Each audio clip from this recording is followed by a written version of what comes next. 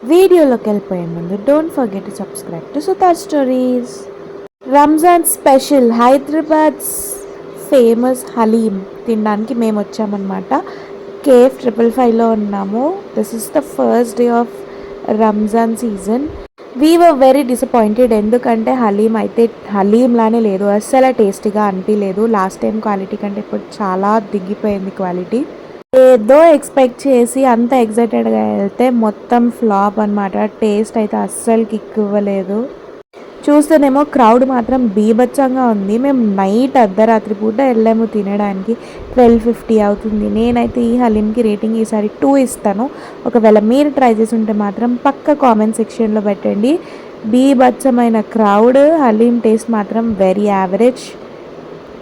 మీరు కూడా seasonal first day of haleem try చేశారా? ఒకవేళ ట్రై చేసి ఉంటే మాత్రం రివ్యూస్ పెట్టండి. Okay, bye.